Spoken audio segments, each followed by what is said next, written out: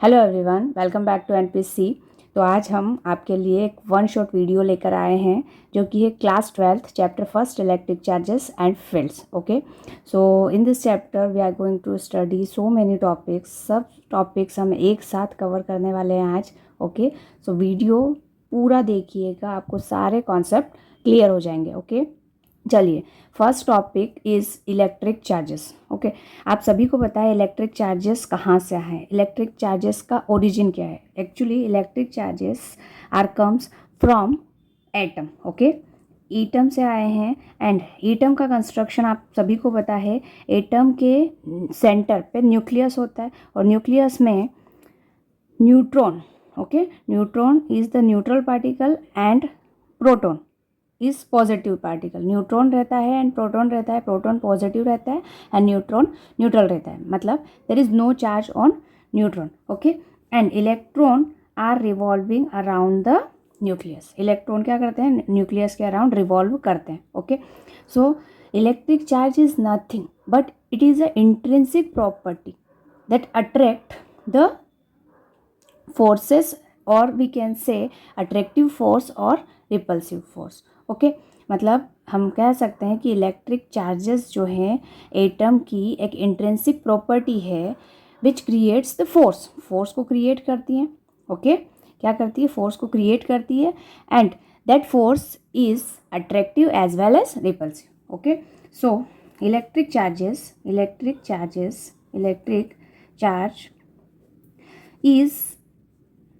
is the intrinsic property of matter which creates charges, which creates forces. Okay, which creates forces, and that forces may be attractive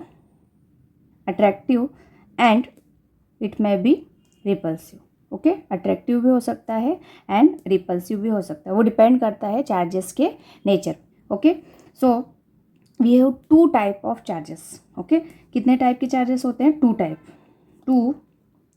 types of charges के two types होते हैं। First one is positive charge. Okay, positive charge को हम proton कहते हैं, proton, और इसे plus ई से डिनोट करते हैं। Okay, and negative charge is electron and it is represent by minus E. Okay, plus E and minus E. Now value of charges, in charges की वैल्यूज़ क्या होती है। तो अगर हम पॉजिटिव चार्ज की बात करें, प्रोटॉन की बात करें, तो इसकी वैल्यू होती है 1.6, पॉजिटिव में 1.6 into 10⁻−19 coulomb. Okay, and minus E मतलब इलेक्ट्रॉन के लिए चार्ज है -1.6 इंटू 10⁻−19 कूलम। ओके, ये coulomb is the unit. Okay, SI unit of charges.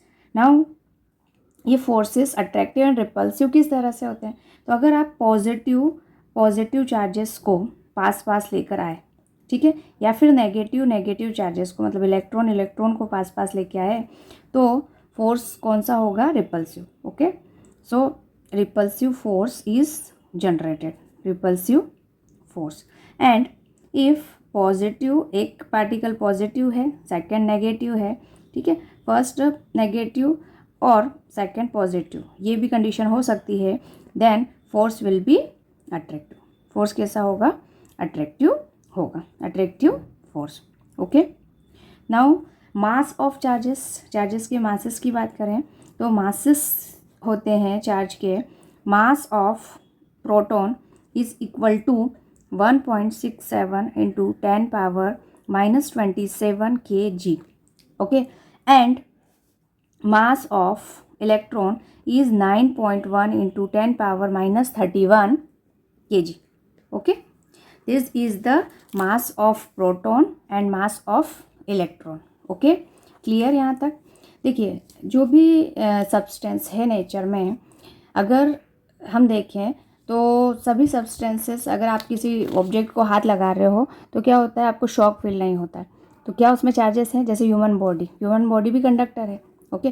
तो हम कह सकते हैं कि उसमें चार्जेस हैं, बट आप अगर हाथ लगाओगे, उससे टच करोगे तो शॉक फील क्यों नहीं होता है? क्यों नहीं होता है? क्योंकि उसमें number of charges positive and negative equal amount में होते हैं। जब भी किसी ऑब्जेक्ट में number of charges equal amount में होंगे तब वो बॉडी कैसी होगी? न्यूट्रल। ओके।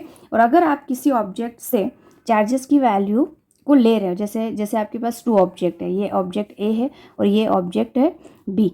ओके। अब यहाँ से अगर मैं नेगेटिव चार्ज जो है वो जा रहे हैं बी बॉडी पर। Okay. B body negatively charge हो जाएगी और ए बॉडी क्या हो जाएगी? पॉजिटिव चार्ज, क्योंकि यहाँ से चार्जेस ए से बी में जा रहे हैं। कौन जा रहा है? इलेक्ट्रॉन्स जा रहे हैं। ओके। तो बी में इलेक्ट्रॉन का क्या होगा? एक्सेस होगा, एक्सेस ऑफ इलेक्ट्रॉन्स। ठीक है। बी में एक्सेस ऑफ इलेक्ट्रॉन्स हो जाएंगे और ए में डेफिशिएंसी ऑफ इलेक्ट्रॉन। मतलब जहाँ पर इलेक्ट्रॉन की कमी होती है उसे डेफिशिएंसी कहते हैं, और जहाँ पे इलेक्ट्रॉन्स ऐड ऑन होते हैं वहाँ एक्सेस ऑफ इलेक्ट्रॉन हो गए। Okay. So this is the basic things related to the electric charges. Okay. अब हम प्रॉपर्टीज़ के बारे में स्टडी कर लेते हैं। कुछ प्रॉपर्टीज़ हैं जो कि इलेक्ट्रिक चार्जेस की इंपॉर्टेंट है। Properties of electric charges. Okay. So first property है आपकी additive property. First property is additive property. Additive property it means आप इलेक्ट्रिक चार्जेस को एल्जेब्रिकली ऐड कर सकते हैं। जैसे आप 1 + 1 2 करते हैं, वैसे ही इलेक्ट्रिक चार्जेस को भी आप ऐड कर सकते हैं। ठीक है। सपोज एक बॉडी है आपके पास और उस बॉडी में चार्ज है +E। ठीक है। +2E है, -4E एंड +5E। ओके। अब टोटल चार्ज बॉडी का क्या होगा? तो टोटल चार्ज बॉडी का जो होगा वो होगा +E। ठीक है। सभी चार्जेस को आपको ऐड करना है विथ साइन, +2E +5E और यहाँ पे माइनस है, मतलब ये इलेक्ट्रॉन है, ये पॉजिटिव चार्जेस प्रोटॉन है और यहाँ पे इलेक्ट्रॉन है, तो आपको विथ साइन यहाँ पे पुट करना है 4E। ओके। तो कितना हुआ है? ये 8 protons and -4 electrons. Okay. So 8 - 4 is +4। So the charge on the body is positive 4 electrons या 4 बेसिक चार्जेस। ओके। चार्ज कितना है बॉडी पर? 4 प्रोटॉन। ओके। पॉजिटिव चार्ज है, इसका मतलब ये बॉडी पॉजिटिवली चार्ज है और इस पर कितना चार्ज है? अमाउंट कितना है? 4। तो एडिटिव प्रॉपर्टी में सिंपली आप क्या करते हैं? Algebraic sum of all the charges with sign. Okay. Now second property is quantization of charges. Quantization of charges का मतलब किसी भी बॉडी में अगर आपको टोटल चार्ज फाइंड आउट करना है, क्या करना है आपको? टोटल चार्ज फाइंड आउट करना है। सपोज आपके पास ये बॉडी है और इसका आपको चार्ज फाइंड आउट करना है। ओके। सो टोटल चार्ज किसी भी बॉडी पे Q इज इक्वल टू होता है N × E। Okay. Means integer multiple of basic unit of charge. Here N is the number. Okay. 0 to 1 real number आप जो भी ले सकते हैं।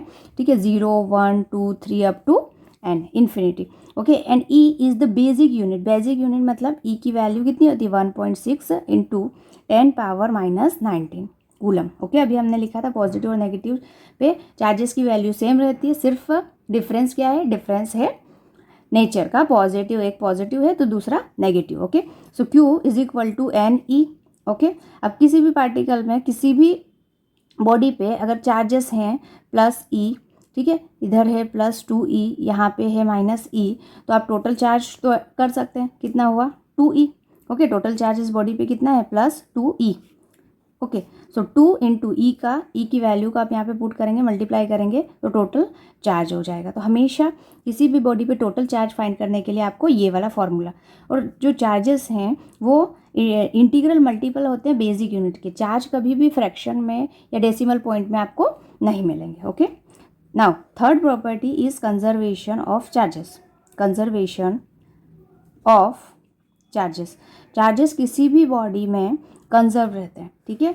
अगर आप एक आइसोलेटेड सिस्टम लें, क्या लें? एक आइसोलेटेड सिस्टम ले, मतलब इस सिस्टम से चार्ज ना तो बाहर जा रहा है ना ही अंदर आ रहा है। ओके, पैक्ड सिस्टम है ये, और इस सिस्टम के टोटल चार्ज फाइंड करें। आपने सपोज किया कि ये दो सिस्टम ले लिए, ये सिस्टम है ए और ये सिस्टम है बी। ओके, अब इस सिस्टम में नंबर ऑफ बॉडीज़ हैं और नंबर ऑफ बॉडीज़ पे चार्जेस हैं डिफरेंट डिफरेंट, ठीक है। तो यहाँ पर एक बॉडी है जिस पे प्लस ई चार्ज है, सेकेंड बॉडी है इस पे प्लस 4 ई चार्जेस है, और यहाँ पर भी 2 बॉडी है, बॉडी ए है और उस पे चार्जेस अभी नहीं पता है आपको। ओके, बॉडी बी पे ई चार्जेस। अब अगर मैं कंजर्वेशन ऑफ चार्जेस लूँ तो दोनों बॉडीज़ पे टोटल जो चार्जेस की वैल्यू होगी वो सेम होगी। ओके, यहाँ पर 4 + ई मतलब इस सिस्टम पे टोटल चार्जेस कितने हैं 5 ई, और यहाँ पर ए बॉडी पे हमें नहीं पता है चार्ज और ए + ई, तो जो दोनों बॉडीज़ के लिए चार्जेस होंगे वो इक्वल अमाउंट में होंगे। तो हम बॉडी ए पे चार्ज की वैल्यू फाइंड आउट कर सकते हैं, ई को माइनस यहाँ पे करेंगे तो आपका आंसर आया है 4 ई, तो 4 ई चार्ज होगा ए बॉडी पर। तो इस तरह से कंजर्वेशन ऑफ चार्जेस के थ्रू हम अननोन बॉडी पे चार्ज की वैल्यू भी फाइंड आउट कर सकते हैं। और कंजर्वेशन ऑफ चार्जेस का मतलब किसी भी आइसोलेटेड सिस्टम का टोटल चार्ज कंजर्व रहता है। Okay, total charge for an isolated system is always conserve. Okay, or we can say charges can neither be created nor be destroyed. It will transfer from one body to another body. Okay, so I hope these points are very very clear to you. Now next topic is next topic is coulomb force. Coulomb force के बारे में भी आपको सभी को पता है। अभी हमने क्या पढ़ा, चार्जेस के बारे में, चार्जेस कितने टाइप के होते हैं और चार्जेस पे वैल्यू क्या होती है। ओके, बट अगर आप दो चार्जेस को साथ में लेकर आएँ और दोनों के बीच में फोर्सेस की वैल्यू मैग्नीट्यूड फाइंड करना चाहते हैं तो मैग्नीट्यूड फाइंड करने के लिए हम कूलम्स लॉ को यूज़ करेंगे। Okay, according to the Coulomb's law the force of attraction or repulsion between the two stationary point charges is directly proportional to the product of magnitude and inversely proportional to the square of the distance between them. Okay, यानी कि अगर आपके पास एक system है और उस system में दो चार्जेस हैं, okay, suppose this is the Q1 and this is Q2, दो चार्जेस का एक सिस्टम है। ओके, और ये जो चार्जेस हैं ये एक दूसरे से कितना डिस्टेंस पे है, सपोज r डिस्टेंस पर है। तो इन दोनों चार्जेस के बीच में जो फोर्स ऑफ अट्रैक्शन और रिपल्शन हमें नहीं पता है। अगर दोनों पॉजिटिव होंगे तो रिपल्शन होगा, दोनों नेगेटिव होंगे तो रिपल्शन होगा, एक पॉजिटिव एक नेगेटिव होगा तो अट्रैक्शन होगा। ओके, अब हमें फोर्स की वैल्यू फाइंड करना है। तो force according to the statement, force is directly proportional to the product of the charges, means Q1 × Q2। Okay, and force is inversely proportional to the square of the distance between them. Okay, अगर आप दो charges लें और दोनों charges का product कर दें तो यस, आपको ये पता चल गया इसमें कि डायरेक्टली प्रोपोर्शनल है। इसका मतलब अगर चार्जेस की वैल्यू को आप इंक्रीज करेंगे then force will be increases, और force is indirectly proportional to the square. अगर आप डिस्टेंस को बढ़ाते जाएंगे तो फोर्स की वैल्यू कम होगी। क्यों? क्योंकि ये इन्वर्सली प्रोपोर्शनल है। अब इन दोनों इक्वेशन को जब आप कंबाइन करेंगे तो F is directly proportional to Q1 Q2 divide by R²। Okay, now proportionality sign remove करेंगे, so F is equal to K Q1 Q2 divide by R²।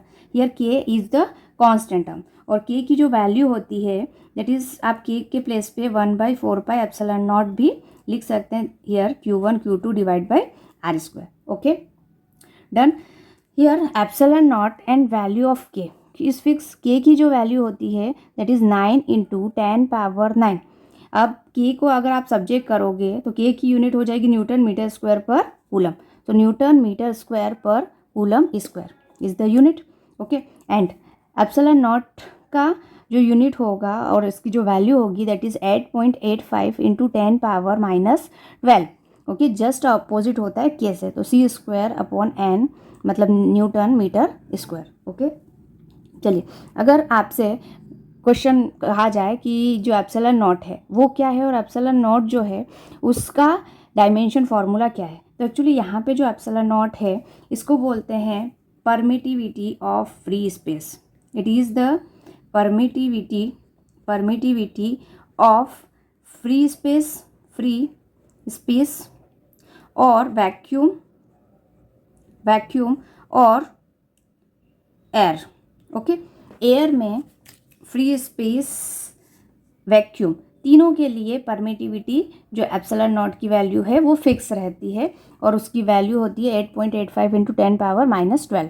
Okay, actually अगर हम दो फोर्सेस को एयर में रखेंगे तो उसमें पार्टिकल जो फोर्सेस होगा वो डिफरेंट होगा।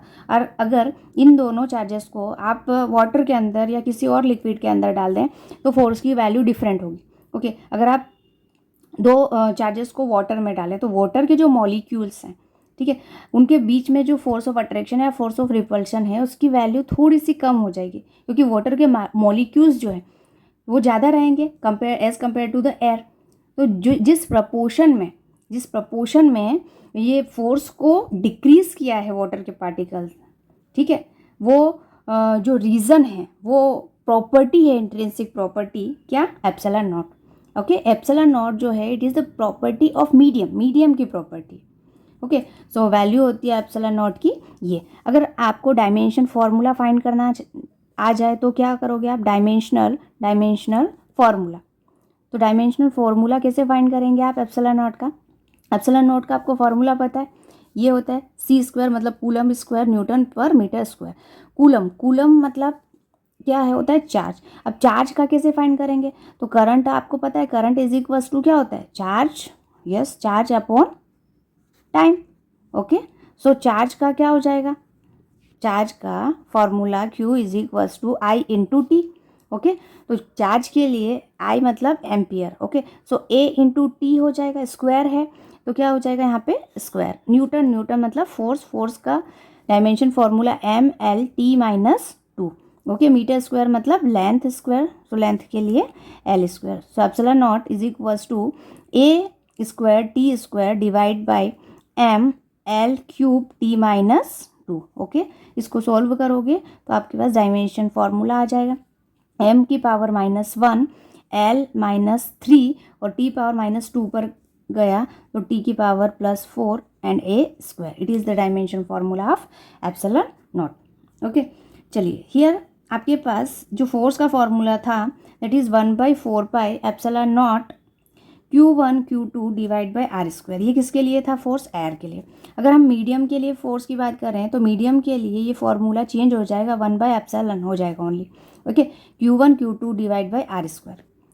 Okay, so from first and second equation, first equation it is for air and second equation for medium के लिए जो परमिटिविटी है वो हम ओनली एप्सिलॉन ले रहे हैं। Okay, so first and second from equation first and second equation से आप देखें तो अगर आप FA फोर्स ड्यू टू मतलब एयर के लिए फोर्स एंड मीडियम के लिए फोर्स डिवाइड करेंगे, so 1/4 pi epsilon naught Q1 Q2 divide by R²।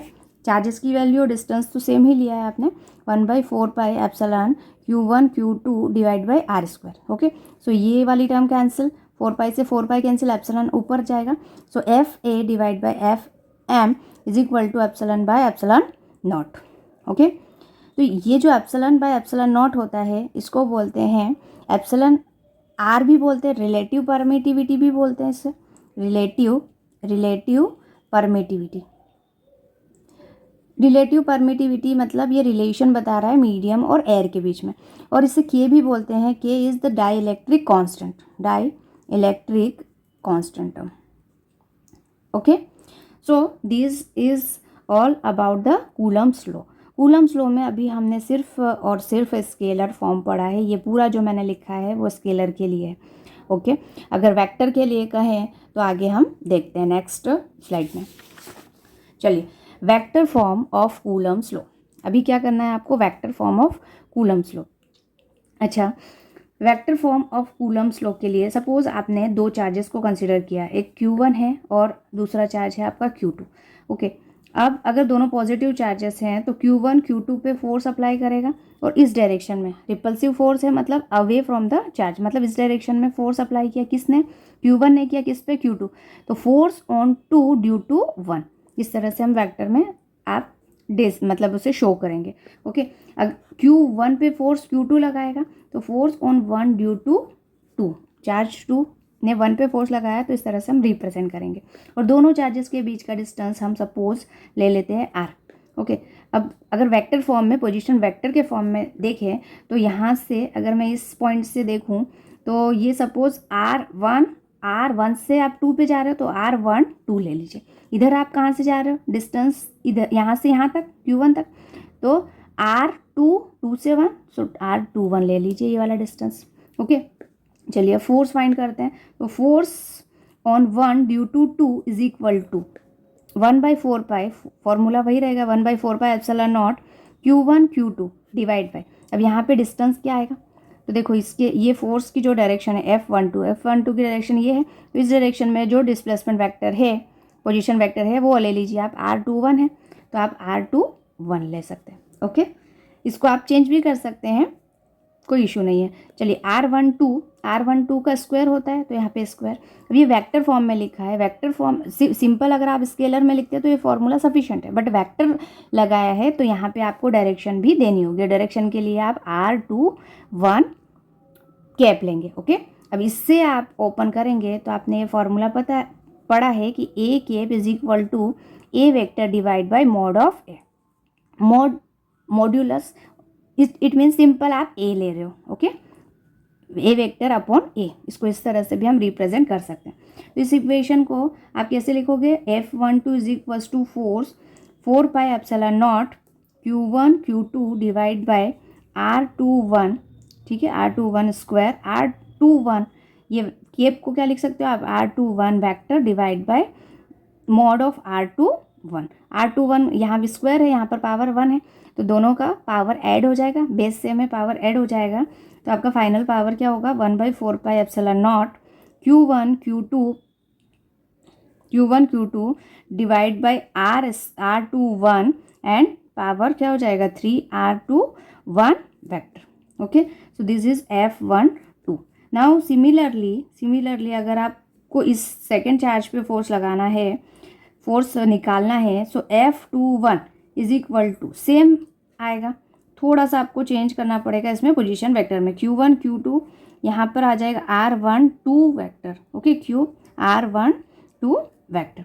Okay, दोनों सेम है, और अगर आप R12 को R21 में रिप्लेस करना चाहे, ये वेक्टर है, दोनों अपोजिट है, इक्वल करने के लिए आपको यहाँ पे नेगेटिव साइन का यूज़ करना पड़ेगा। ओके, सो फोर्सेस भी दोनों सेम हो गए, F12 is equals to F21, दोनों फोर्सेस का मैग्नीट्यूड तो सेम है लेकिन डायरेक्शन देखिए अपोजिट है, इसलिए यहाँ पे नेगेटिव साइन, और आपको ये फॉर्मूला दिख रहा होगा, जाना पहचाना है। ओके, 11th क्लास में आपने पढ़ा है Newton's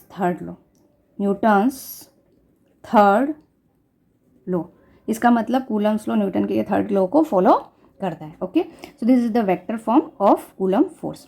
now principal of superposition, it means अगर आपके पास चार्जेस, दो से ज़्यादा चार्जेस हैं तो क्या करोगे आप, ठीक है, सपोज ये एक्स वाई प्लेन है आपके पास, क्या है, ये एक्स वाई प्लेन है, और यहाँ पर एक चार्ज है आपका Q1। अब Q1 पे पोजीशन वेक्टर है मान लो R1 वेक्टर, Q1 पे डिफरेंट चार्जेस जैसे Q2 है, Q3 है, Q4 है, Qn नंबर ऑफ, ये सभी चार्जेस Q1 पे फोर्स अप्लाई कर रहे हैं डिफरेंट डायरेक्शन में। ओके, तो total charge on Q1 due to all the charges, ठीक है, सभी चार्जेस के कारण जो फोर्सेस होगा Q1 पे, वो हम कैसे फाइंड करेंगे, तो according to the principle of superposition, force on 1, ठीक है, फर्स्ट चार्ज है तो force on 1 is equal to is the vector sum of force on 1 due to 2 plus force on 1 due to 3 plus force on 1 due to 4, 4 vectors हैं, 4 charges हैं, तो 4 n number of charges है, तो आप आगे बढ़ा दें। ओके, चलिए, तो यहाँ पे प्रिंसिपल ऑफ सुपरपोजिशन में आपको सिर्फ इतना ही करना है कि ये चीज़ें आपको वेक्टर एडिशन के लिए इस तरह से ले लेनी है। ओके, अब एक और इम्पॉर्टेंट थिंग, अगर दो फोर्सेस हैं, सपोज आपके पास ये क्या है, एक्स एंड वाई एक्सिस हैं, और इनके बीच में एक रिजल्टेंट फोर्स है आपका ये, ठीक है, अब इसके दो कोऑर्डिनेट होंगे, इस तरह से भी हम फाइंड कर सकते हैं, या फिर आप इस तरह से भी फाइंड कर सकते हैं कि आपके पास दो फोर्सेस हैं और दोनों का रिजल्टेंट फाइंड करना है। ओके, सो रिजल्टेंट फोर्स या नेट फोर्स जो है वो आता है, इसका मैग्नीट्यूड जो आता है वो F1 square F2 square plus 2F1 F2 cos theta. This is very important formula for two forces, two forces के लिए या टू इलेक्ट्रिक फील्ड्स के लिए, किसी के लिए भी हो सकता है, लेकिन कितनी क्वांटिटी है यहाँ पे, 2 क्वांटिटी, 2 के लिए फोर्सेस ये है। ओके, अब यहाँ पे अगर आप cos थीटा की वैल्यू, मतलब थीटा की वैल्यू 0, मतलब दोनों सेम डायरेक्शन में है दोनों फोर्सेस, तो थीटा की वैल्यू आप 0 पुट कर सकते हैं, 0 की वैल्यू 1 हो जाएगी, तो यहाँ पे F1 प्लस F2 का होल स्क्वायर आ जाएगा, तो दोनों फोर्सेस ऐड हो जाएंगे। अगर दो अपोजिट हैं फोर्सेस, तो यहाँ थीटा की वैल्यू 180 हो जाएगा, तो F1 माइनस F2 हो जाएगा। 90 डिग्री है, दोनों एक दूसरे के परपेंडिकुलर है, 90 डिग्री यहाँ पे रखेंगे तो क्या आ जाएगा, F1 under root F1 square plus F2 square. तो डिफरेंट डायरेक्शंस के लिए हम नेट फोर्स फाइंड कर सकते हैं। ओके, सपोज आपके पास F1 एंड F2, ठीक है, ये दोनों सेम डायरेक्शन में है, तो थीटा की वैल्यू आप 0 लेंगे।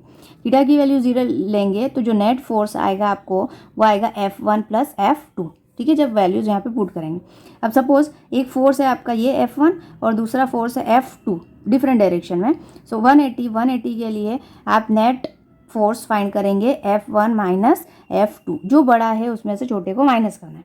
ओके, नाउ अगर दोनों परपेंडिकुलर है, F1 और F2 इस तरह से है, थीटा की वैल्यू 90 डिग्री है, देन F नेट आपको क्या मिल जाएगा, yes, under root F1 square plus F2 square.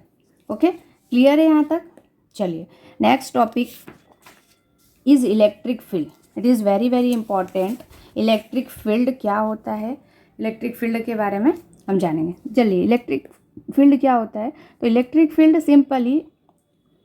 Simple अगर भाषा में मैं समझाऊं तो इलेक्ट्रिक चार्ज के अराउंड, ये इलेक्ट्रिक चार्ज है, मान लो Q चार्ज है, और इसके अराउंड ये जो रीजन है, ओके, ये जो रेंज है जिसमें अगर आप और किसी चार्ज को लेकर आए तो ये चार्ज फोर्स एक्सपीरियंस करेगा due to this charge. Okay, electric field की डेफिनेशन हम पढ़ लेते हैं। An electric field is said to be exist at a point if a force of electrical origin is exerted on the stationary charge body at that point. Simply electric charge के around का जो reason जिसमें और other दूसरा charge लेकर आएंगे आप, तो वो चार्ज फोर्स एक्सपीरियंस करेगा। ओके, सो इलेक्ट्रिक फील्ड को हम किससे रिप्रेजेंट करते हैं, ई से, कैपिटल ई से। और इलेक्ट्रिक फील्ड में जो आपने चार्ज ये प्लस Q लिया है, ठीक है, जो फील्ड क्रिएट कर रहा है, क्या कर रहा है, field create field, electric field create कर रहा है, उसको आप सोर्स चार्ज कहेंगे। क्या, कौन सा चार्ज कहेंगे, सोर्स चार्ज। ओके, और इसकी वैल्यू हाई होती है। और यहाँ पे Q नॉट, जो पॉजिटिव चार्ज ले रहे हो आप, स्मॉल चार्ज, एक्सपेरिमेंटल चार्ज भी बोलते हैं इसको, ये जो एक्सपीरियंस कर रहा है, जो फोर्स को एक्सपीरियंस कर रहा है, उस चार्ज को क्या बोलते हैं आप, टेस्ट चार्ज। मतलब वो सिर्फ एक्सपेरिमेंट के लिए हम यूज़ कर रहे हैं, उसकी वैल्यू बहुत कम है। ओके, ये अपनी खुद की फील्ड क्रिएट नहीं कर सकता है, सिर्फ इसी की फील्ड है, प्लस Q की ही फील्ड है। Okay, so that is plus Q and Q note. Now अगर इलेक्ट्रिक फील्ड का फॉर्मूला हम फाइंड करें तो electric field is equal to the force per unit charge. जिस चार्ज को आप अंदर लेके आ रहे हो ना इलेक्ट्रिक फील्ड में, उस पर जितना भी फोर्स एक्सपीरियंस हुआ है, that is electric field. Okay, force की डेफिनेशन, आपने फोर्स की डेफिनेशन पढ़ी है। इलेक्ट्रिक फील्ड जो है, electric field force upon charge होता है, और फोर्स का आपने अभी डेफिनेशन पढ़ा है, force is equal to K Q1 Q2 divide by R square. Okay, divide by R square. अगर आप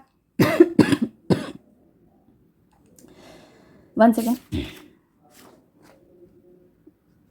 यस, अगर आप सिंपली 2 चार्जेस लें, एक प्लस चार्ज मैंने Q लिया है, ठीक है, ये फील्ड क्रिएट कर रहा है, और सेकेंड चार्ज मैंने ये लिया है पॉजिटिव चार्ज। इन दोनों के बीच का जो डिस्टेंस है वो है R, 2 चार्जेस हैं।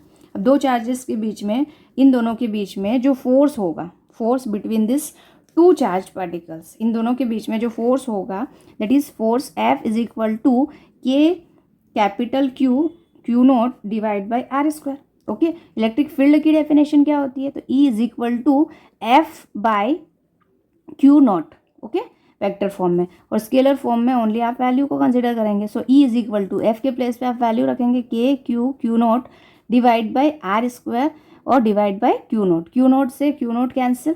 Okay, so electric field is K Q by R square. इसका मतलब इलेक्ट्रिक फील्ड में वही चार्ज होता है जो कि फील्ड को क्रिएट कर रहा है। ओके, एक ही चार्ज वहाँ पे होगा, और इलेक्ट्रिक फील्ड भी इसके इनडायरेक्टली प्रोपोर्शनल है आर स्क्वायर के। मतलब इलेक्ट्रिक फील्ड आर के साथ, ये इलेक्ट्रिक फील्ड और आर का ग्राफ बनाए तो इस तरह से आएगा, डिक्रीज होगा। ओके, इलेक्ट्रिक फील्ड डिस्टेंस के साथ क्या होगा, डिक्रीज होगा। इलेक्ट्रिक फील्ड का फॉर्मूला क्या होगा, या इलेक्ट्रिक फील्ड का आपको डायमेंशन फॉर्मूला यूनिट फाइंड करने को कहे। इलेक्ट्रिक फील्ड भी वेक्टर क्वांटिटी है। कौन सी क्वांटिटी है, वेक्टर क्वांटिटी, और इसकी जो डायरेक्शन है वो डिपेंड करती है किस पे, फोर्स की डायरेक्शन के बराबर हो जाएगा। ओके, एसआई यूनिट क्या होगा, SI unit, so SI unit is force की यूनिट होती है न्यूटन और चार्ज की कूलम, सो न्यूटन पर कूलम हो जाएगा SI unit. Okay, and dimensional formula क्या हो जाएगा, तो डायमेंशन फॉर्मूला फोर्स का लिखिए MLT-2 एंड चार्ज का होता है A/T। ओके, तो dimension formula is MLT-3A-1। This is the dimensional formula. Okay, I hope electric field का कॉन्सेप्ट आपको clear. Okay, now next topic is continuous charge distribution. Continuous charge distribution का मतलब, अभी तक हमने सिर्फ अलग अलग दो चार्जेस की लोकेशन के बारे में पढ़ा था। अब अगर सपोज कि आपके पास एक बॉडी है और उस बॉडी पे यूनिफॉर्मली या नॉन यूनिफॉर्मली चार्जेस डिस्ट्रीब्यूटेड हैं, ठीक है, तब हम उस पर इलेक्ट्रिक फील्ड कैसे फाइंड करेंगे, इलेक्ट्रिक फोर्स कैसे फाइंड करेंगे। तो उसके लिए एक कॉन्सेप्ट है कंटिन्यूअस चार्ज डिस्ट्रीब्यूशन का। क्या है, continuous charge distribution. Continuous charge distribution जो है वो 3 टाइप के होते हैं, ठीक है। First is linear charge distribution, ठीक है। सेकंड इज एरिया या surface charge distribution, okay. And third is volume charge distribution. Okay, one by one मैं इसको एक्सप्लेन कर देती हूँ, शॉर्ट में ही करूँगी। देखिए, first is linear charge distribution. जो लीनियर चार्ज डिस्ट्रीब्यूशन का जो कॉन्सेप्ट है, उसके लिए हमें लीनियर चार्ज डेंसिटी फाइंड करना होता है, और density is equal to mass upon volume होता है, वो मास डेंसिटी है। यहाँ पे हम चार्ज डेंसिटी की बात कर रहे हैं। तो सपोज आपके पास एक रॉड है, ये रॉड है आपकी, ठीक है, इस पे पॉजिटिव चार्ज, ये यूनिफॉर्म रॉड मान लेते हैं, पॉजिटिव चार्जेस डिस्ट्रीब्यूटेड है, ओके। और इस रॉड का लेंथ कितना है, L। तो इस रॉड पे पर यूनिट लेंथ में जो चार्जेस हैं उसी को बोलते हैं लीनियर चार्ज डिस्ट्रीब्यूशन या डेंसिटी। ओके, सिंपल, जो लीनियर चार्ज डेंसिटी है उसे हम लैम्डा से डिनोट करते हैं। Linear charge density is equal to क्या होता है, charge per unit length, okay, charge per unit length. And इसका ऐसा यूनिट हो जाएगा coulomb per metre, okay, coulomb per metre. Basically ये 1 डायमेंशन 1D के लिए यूज़ किया जाता है, ओके। स्ट्रेट लाइन के लिए जो भी ऑब्जेक्ट हैं उनके सभी के लिए हम लीनियर चार्ज डेंसिटी का यूज़ करते हैं, और लीनियर चार्ज डेंसिटी को लैम्डा से डिनोट करते हैं, okay. Second is surface charge density, distribution या डेंसिटी, ओके। डिस्ट्रीब्यूशन मतलब सरफेस पे चार्ज का डिस्ट्रीब्यूशन हुआ है। अगर आप सरफेस पे चार्ज का डिस्ट्रीब्यूशन देखें, ये प्लस क्यू चार्जेस डिस्ट्रीब्यूटेड हैं, तो यहाँ पे हम जो डेंसिटी यूज़ करेंगे वो सरफेस चार्ज डेंसिटी होगा, और सरफेस चार्ज डेंसिटी को सिग्मा से डिनोट करते हैं। बेसिकली ये जो है ये 2 डायमेंशनल स्ट्रक्चर के लिए यूज़ किया जाता है, ओके। सरफेस चार्ज डेंसिटी का जो फॉर्मूला होगा वो sigma is equal to total charge on the body divide by area of the body, okay। so SI unit हो जाएगा coulomb per meter square, okay। now third is volume charge density और volume charge distribution. Volume charge distribution basically 3D structure के लिए होता है, okay. Suppose आपके पास ये cube है, क्यूब में चार्जेस का जो डिस्ट्रीब्यूशन होता है वो 3 डायमेंशनली होगा, और टोटल यहाँ पे चार्ज मैंने क्यू कंसिडर किया, ओके यहाँ पे सिर्फ आप सिंपल क्यूब सिंपल स्क्वायर ले सकते हैं। स्क्वायर के लिए जो आप यूज़ करेंगे वो सरफेस चार्ज डेंसिटी होगा, और क्यूब के लिए ये है आपका स्क्वायर। ओके 2D स्ट्रक्चर होता है and that is cube.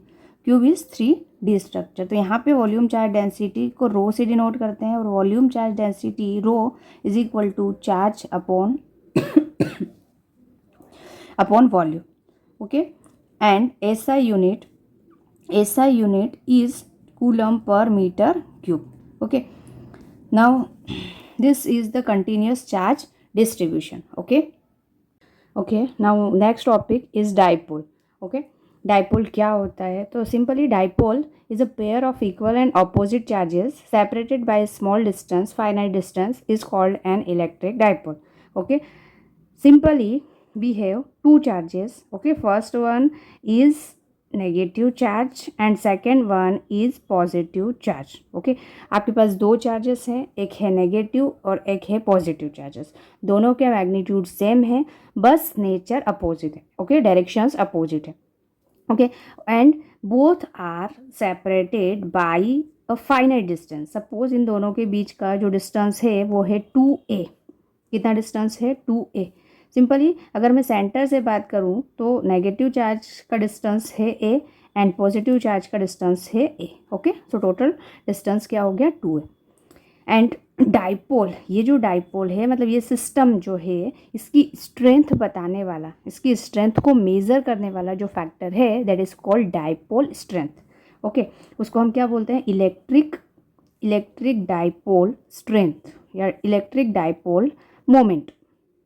Okay electric dipole moment is the measurement या measure of the strength of this dipole, और इसे P से डिनोट करते हैं and it is a vector quantity.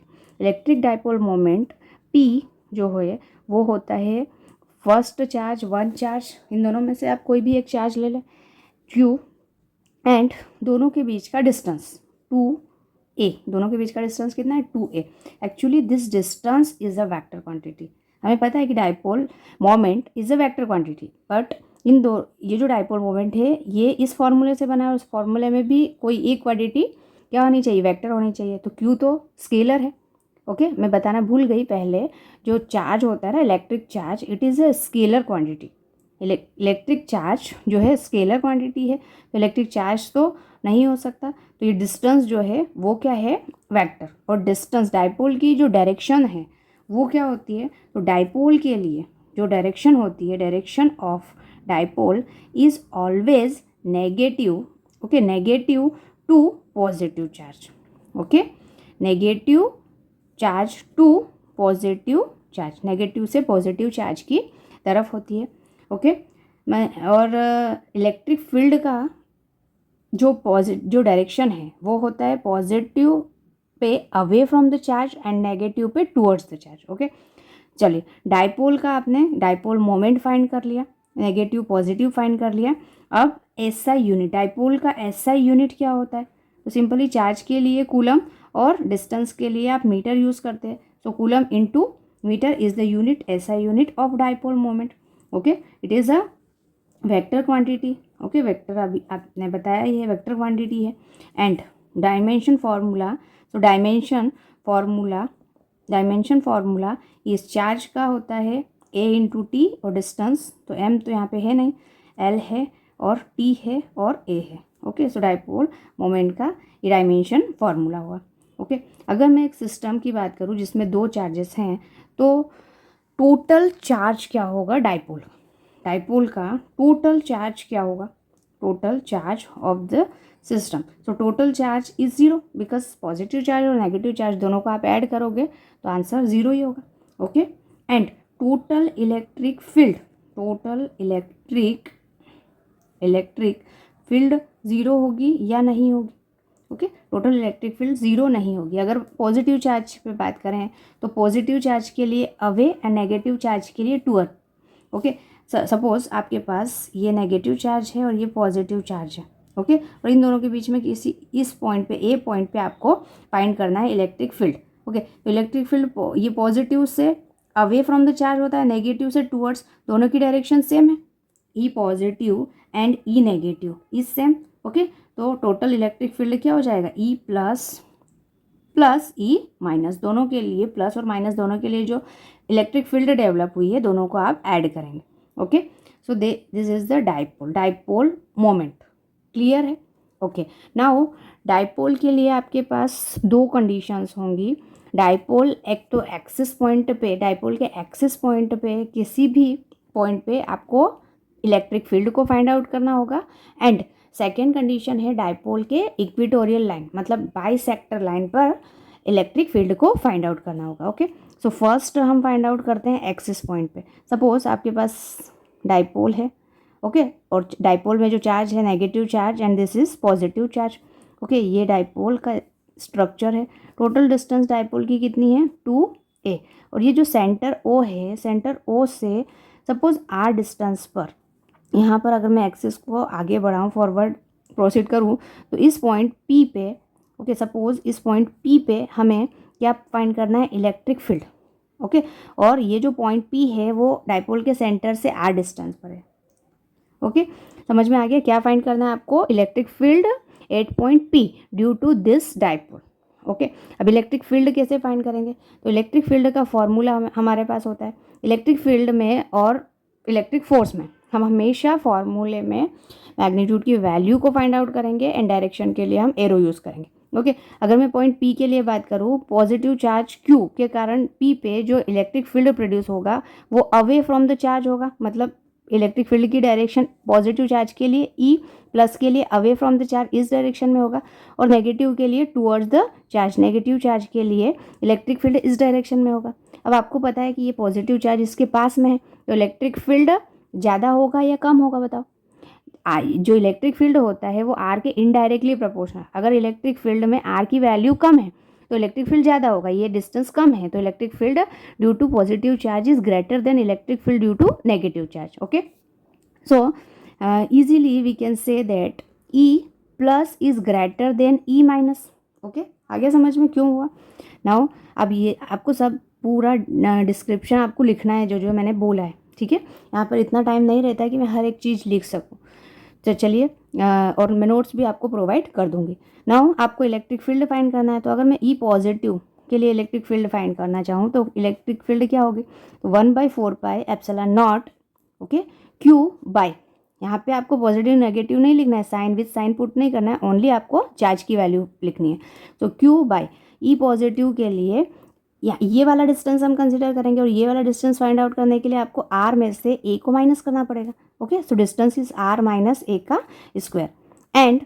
And for negative charge के लिए हो जाएगा E negative 1/4 pi epsilon not, okay, it is Q by, अब ये पूरा डिस्टेंस लेंगे तो आर में ए को प्लस करेंगे, सो आर प्लस ए का होल स्क्वायर। ओके, अभी आपको पता है कि पॉजिटिव नेगेटिव मतलब E plus is greater then E minus. Okay, तो इलेक्ट्रिक फील्ड आपको नेट इलेक्ट्रिक फील्ड जो मिलेगा, नेट इलेक्ट्रिक फील्ड मिलेगा E plus minus E minus, जो बड़ा है उसमें से आपको छोटे को माइनस करना पड़ेगा क्योंकि अपोजिट डायरेक्शन में। ओके, ई प्लस की वैल्यू ये है 1/4 pi epsilon naught Q by R minus A का whole square minus 1/4 pi epsilon naught Q by R plus A का होल स्क्वायर। ओके, अब यहाँ से जो भी कॉमन टर्म आ रहा है 4 pi epsilon naught Q common आ रहा है। ओके, अंदर क्या बचेगा आपका 1/r माइनस ए का whole square 1/r plus A का whole square. Okay, whole square है, so Q by 4 pi epsilon naught, यहाँ पे आप इसको सॉल्व करेंगे तो R minus A and R plus A square है। ओके, और A minus B, A plus B का यहाँ पे फॉर्मूला लग जाएगा, तो A square minus B square और होल स्क्वायर तो है ही, तो होल स्क्वायर को कर दो। ठीक है, अब यहाँ पे इसका मल्टीप्लाई इधर हो जाएगा, इसका क्रॉस मल्टीप्लिकेशन हो जाएगा, सो आर प्लस ए का whole square minus R minus A का whole square. Okay, so Q by 4 pi epsilon naught, अब इसको आप ओपन करो ब्रैकेट को, R square plus A plus B का whole square, A square B square plus 2ab, so 2ar minus यहाँ पे R square minus A square and plus हो जाएगा minus minus plus 2ar। Okay, divide by R square minus A square का whole square, R square A square से R square ये cancel हो जाएगा, सो 1/4πε0, यहाँ पे 2ar और 2ar प्लस, तो 4ar हो जाएगा। 4ar को आप 2 में ही कन्वर्ट करें, ठीक है। मैंने यहाँ पे 2 लिखा है, 2 और ये q है और यहाँ से a लिया है, ओके। और क्या बचेगा, ओनली 2r इधर बचेगा, ठीक है। 4a में से 2 मतलब आपने थोड़ा सा डिफ्रेंशिएट कर दिया 2 को, और यहाँ हुआ r² माइनस a² का होल स्क्वायर। 2aq ये क्या होता है, देखो ये लिखा है डाइपोल मोमेंट, तो यहाँ पर आप क्या लिखेंगे, डाइपोल मोमेंट मीन्स 1/4πε0 2qa के प्लेस पे आप ये लिखेंगे p, so p into 2ar, so 2pr divide by r² minus a² का whole square. This is E net, ये इलेक्ट्रिक फील्ड है, ओके। ये इलेक्ट्रिक फील्ड आई आपकी। अब इसमें आप एक छोटा सा केस ले लो कि अगर हमने ये पॉइंट को ज़्यादा डिस्टेंस पे रखा है, ये वाला जो पॉइंट है ना एक्सिस पॉइंट को अगर आप बहुत दूर ले जाओगे तो ये डाइपोल एक छोटा सा पॉइंट की तरह कंसीडर होगा, ओके। तो अगर if R is very very greater than A, ठीक है, तो ये ए को आप नेग्लिजिबल कर सकते हैं, means r² minus a² is equivalent r², okay. तो यहाँ पे आप फॉर्मूले में आप वैल्यू पुट कर दो, E net is equals to 1/4πε0, तो as it is, okay. 2pr and यहाँ हो जाएगा r की पावर 4, तो r से ये पावर 4 कैंसिल हो जाएगा, so E net is equals to 1/4πε0 2p/r³, okay. Here is the main formula, E net is equals to 1/4πε0 2p/r³, और ये 1/4πε0 को आप क्या लिख सकते हैं, k, सो k इंटू 2p/r³। इस फॉर्मूले को आपको अच्छे से लर्न कर लेना है, ओके। आया समझ में, डाइपोल के लिए axis point, okay. Now equatorial, okay, electric field at equatorial point के लिए हम इलेक्ट्रिक फील्ड को फाइंड आउट करेंगे। तो इक्वेटोरियल पॉइंट के लिए आपको थोड़ा सा ट्रिकी है ये, आपको अच्छे से कॉन्सेप्ट को समझना होगा। इक्वेटोरियल के लिए हम क्या करेंगे, अगेन आपने 2 चार्जेस को कंसीडर किया है, सिस्टम ऑफ चार्जेस, एक नेगेटिव है तो दूसरा पॉजिटिव, ओके। और इन दोनों के बीच का जो डिस्टेंस है that is 2a। Exact mid point O से आपने एक परपेंडिकुलर लाइन ड्रॉ किया है, ये वाली लाइन ड्रॉ किया है। यहाँ पर सपोज आपने इस पॉइंट को चूज़ किया P, और P पे हमें इलेक्ट्रिक फील्ड फाइंड करना है, ओके। अब P पे जो इलेक्ट्रिक फील्ड फाइंड करना है, तो नेगेटिव चार्ज की वजह से P पे जो इलेक्ट्रिक फील्ड होगा वो टूवर्ड्स होगा, मतलब electric field due to negative is E negative is towards the charge, okay. अब हमने ये एंगल क्या लिया है, थीटा, ये एंगल थीटा है, तो अगर मैं इस तरह से कंपोनेंट करूँ तो ये वाला एंगल भी थीटा हो जाएगा। ई नेगेटिव के कंपोनेंट थीटा के साथ में हो जाएंगे ई नेगेटिव कॉस थीटा, और परपेंडिकुलर कंपोनेंट ये वाला कंपोनेंट हो जाएगा E negative sine theta, okay. Positive के लिए बात करूँ तो पॉजिटिव में अवे फ्रॉम द चार्ज होता है, तो पॉजिटिव के लिए डायरेक्शन इलेक्ट्रिक फील्ड की इस तरह से हो जाएगी, ये ई पॉजिटिव मिला आपको, ओके। अब ई पॉजिटिव ये भी एंगल थीटा ही होगा, ओके। अब ई पॉजिटिव के लिए भी 2 कंपोनेंट बन जाएंगे, थीटा के साथ वाला कौन सा कंपोनेंट हो जाएगा, कॉस, एंड परपेंडिकुलर कंपोनेंट हो जाएगा E plus sign theta, okay. 2 components होंगे। अब आप देख सकते हो कि E plus sine theta and E minus sine theta, actually positive और नेगेटिव चार्ज के कारण जो इलेक्ट्रिक फील्ड प्रोड्यूस होगा वो सेम होगा। क्यों होगा, देखिए ये वाला डिस्टेंस क्या है, ए, ओके, और यहाँ से ओ से जिस पॉइंट पे आपको फाइंड करना है वो परपेंडिकुलर डिस्टेंस है आर, परपेंडिकुलर डिस्टेंस क्या है, आर, ओके। नाउ ए और आर को हम कंसीडर करें तो पाइथागोरस थ्योरम से राइट एंगल ट्राइंगल के थ्रू ये वाली वैल्यू को ले सकते हो आप, कौन सी, अगर मैं इस पॉइंट को ए और इसको बी कंसीडर करूँ तो ए से P and B P is equal, A P is equal to B P, ये दोनों बराबर है, डिस्टेंस बराबर हैं, चार्ज की वैल्यू मैग्नीट्यूड में इक्वल है, ओके। तो इलेक्ट्रिक फील्ड भी सेम होगा, क्योंकि इलेक्ट्रिक फील्ड का जो फॉर्मूला है ई इज इक्वल्स टू होता है 1/4πε0 चार्ज अपॉन डिस्टेंस ही होता है। अब यहाँ पे अगर मैं पॉजिटिव चार्ज के लिए बात करूँ तो पॉजिटिव चार्ज के लिए डिस्टेंस क्या हो जाएगा, स्क्वायर, मतलब a² प्लस r² हो जाएगा, सो r² प्लस a², और इसका भी स्क्वायर इसका भी स्क्वायर हो जाएगा। ये अंडर रूट में ये वाली जो वैल्यू है ना, ये A square plus R square या R square plus A square, तो स्क्वायर करेंगे तो स्क्वायर रूट कैंसिल हो जाएगा, तो फॉर्मूला आपका ये बन जाएगा। और ये ही वैल्यू सिमिलरली ई माइनस के लिए है, क्यों? क्योंकि ये वाला डिस्टेंस भी इसके लिए सेम है। ओके, अब ये दोनों वैल्यूज़ देखो, E plus E minus same है, साइन थीटा अपोजिट है, दोनों वैल्यूज़ इक्वल एंड अपोजिट होने के कारण साइन थीटा वाले कंपोनेंट यहाँ कैंसिल आउट हो जाएंगे, बचेंगे सिर्फ कॉस थीटा। और इस डायरेक्शन में डाइपोल की डायरेक्शन है ये, पी की डायरेक्शन ये है और इलेक्ट्रिक फील्ड की डायरेक्शन अपोजिट है। एक्सिस में दोनों की डायरेक्शन सेम होती है।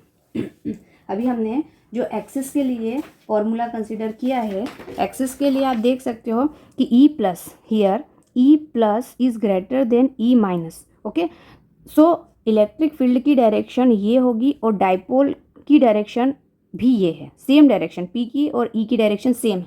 ओके, इसीलिए ये फॉर्मूले में यहाँ पे पॉजिटिव साइन आया, पॉजिटिव साइन का हमने यूज़ किया। चलिए अब इलेक्ट्रिक फील्ड फाइंड करते हैं पॉइंट पी पे। तो जो electric field, net electric field होगा, ठीक है, पॉजिटिव के लिए इलेक्ट्रिक फील्ड होगा ई प्लस कॉस थीटा और नेगेटिव के लिए इलेक्ट्रिक फील्ड होगा E minus cos theta. Okay, E plus और ई माइनस ये दोनों सेम है, ये दोनों वैल्यू सेम है, तो इससे हम ई कंसिडर कर लें। Okay, so this is 2e cos theta, ये 2e कॉस थीटा हो जाएगा। ओके, 2 इंटू ई की वैल्यू क्या हो जाएगी? तो ई की वैल्यू ये अभी हमने जो फाइंड आउट किया 1/4 pi epsilon naught Q by R square plus A square and cos theta. Okay, अब इस इक्वेशन में हमें कॉस थीटा की वैल्यू भी फाइंड आउट करनी है। ओके, चलिए राइट एंगल ट्राइंगल में कॉस थीटा फाइंड करिए। तो कॉस थीटा की वैल्यू क्या होगी बताइए? कॉस थीटा इस राइट एंगल ट्राइंगल में कॉस थीटा क्या हो जाएगा? बेस अपॉन हाइपोटेनियस, मतलब A upon under root A square plus R square या R square plus A square, similar thing. तो E net is equals to 2 times है यहाँ पे। ओके, 1/4 पाई एप्सिलॉन नॉट, यहाँ पे मैंने 2 का मल्टीप्लाई कर दिया, 2q upon R square plus A square, cos theta के प्लेस पे ए बाई ये स्क्वायर रूट है, तो आप इसको क्या लिख सकते हैं? इसकी पावर हो गई 1/2।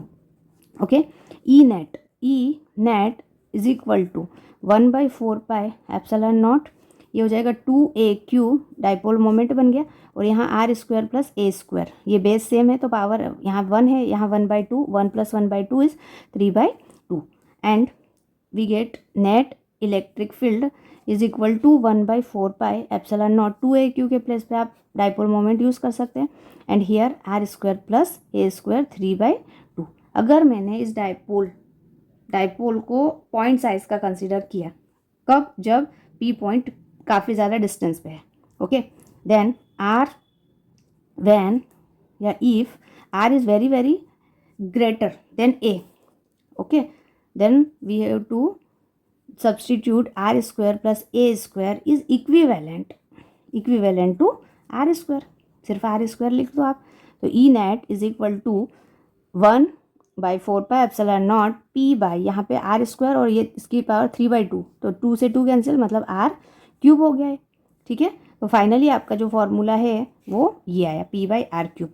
ओके, ई नेट, और ई नेट अगर मैं वेक्टर फॉर्म में लिखूं तो माइनस में आ जाएगा 1/4 pi epsilon not p/r³, sorry p/r³। Okay, E axis पे जो फॉर्मूला था वो था आपका kp/r³, 2kp/r³ and equatorial point पे जो फॉर्मूला है मैग्नीट्यूड ओनली kp/r³। ओके, अगर हम इन दोनों का रिलेशन फाइंड आउट करें, so E equatorial is equal to 2 times of E axis, sorry E axis is 2 times of E equatorial. Okay, E axis find करने के लिए इक्वेटोरियल का 2 टाइम्स कर दीजिए तो इलेक्ट्रिक फील्ड आ जाएगा। आई hope it is clear for you. Okay, now next topic is torque भी, ये भी बहुत सिंपल टॉपिक है। Okay, and this is very important. Torque, electric field lines, दोनों के बारे में हम साथ में इस स्लाइड में डिस्कस करेंगे। सो टॉर्क क्या होता है? सिंपली पहले मैं आपको टॉर्क के बारे में बता देती हूँ। अगर किसी ऑब्जेक्ट को आपने पुश किया है, ओके, मतलब फोर्स अप्लाई किया है और ऑब्जेक्ट सिंपली स्ट्रेट लाइन में मूव कर रहा है। ओके, इसका मतलब क्या है, हमने उस पर फोर्स अप्लाई किया और वो स्ट्रेट लाइन में मूव कर। लेकिन अगर ऑब्जेक्ट पे आप फोर्स अप्लाई करो और वो रोटेशनल मोशन या सर्कुलर मोशन करे, ठीक है, घूमे, तो क्या होगा, उस पर जो फोर्स होगा दैट इज टॉर्क। अगर कोई बॉडी रोटेट कर रही है, सर्कुलर मोशन कर रही है, तो उस पर जो फोर्स एक्ट होगा वो क्या होगा, टॉर्क। सिंपली टॉर्क को टॉ से रिप्रेजेंट करते हैं और टॉर्क फाइंड करने के लिए हम क्या कर रहे हैं, सिंपल आपने क्या ले लिया है, इलेक्ट्रिक फील्ड लाइंस या इलेक्ट्रिक फील्ड ले लिया। इलेक्ट्रिक फील्ड कैसा है यहाँ पर, पैरेलल एंड इक्वी डिस्टेंस, मतलब यूनिफॉर्म इलेक्ट्रिक फील्ड है, यूनिफॉर्म इलेक्ट्रिक फील्ड आपने ले लिया। अब यूनिफॉर्म इलेक्ट्रिक फील्ड में एक डाइपोल को रख दिया और डाइपोल को आपने किसी एंगल पे रखा है, एंगल थीटा पे रखा है। इलेक्ट्रिक फील्ड के साथ, इलेक्ट्रिक फील्ड का डायरेक्शन देखिए ऐसा है और डाइपोल का ऐसा है, तो डाइपोल और इलेक्ट्रिक फील्ड के बीच में एंगल कितना है, थीटा। ओके, यहाँ पे ये नेगेटिव चार्ज है और ये है पॉजिटिव चार्ज, और डाइपोल का जो डिस्टेंस है that is 2a। Okay, positive charge पे जो फोर्स होगा that is plus QE। Okay, and negative charge पे जो फोर्स होगा that is minus QE। Okay, अगर आप नेट फोर्स की बात करें, नेट ट्रांसलेशनल फोर्स की बात करें, net force is zero because plus QE and minus QE दोनों मिलके ज़ीरो कर देंगे, तो नेट फोर्स ज़ीरो, मतलब बॉडी कोई भी ट्रांसलेशनल मोशन नहीं कर रही है। ये जो टॉर्क है ये आगे पीछे ऊपर नीचे मूव नहीं करे, ठीक है। बट इसके जो लाइन ऑफ एक्शन है, लाइन ऑफ एक्शन मतलब अगर मैं सिंपली डाइपोल को इस तरह से लूँ, तो देखो एक लाइन में इसके दोनों चार्जेस हैं, लेकिन यहाँ पर इसका लाइन ऑफ एक्शन अलग है, नेगेटिव चार्ज का, और इसका अलग है, but different line of action. अगर डिफरेंट लाइन ऑफ एक्शन पे आपके चार्जेस हैं तो बॉडी क्या करेगी, रोटेट करेगी। बॉडी क्या करेगी, रोटेशनल मोशन यहाँ पर होगा।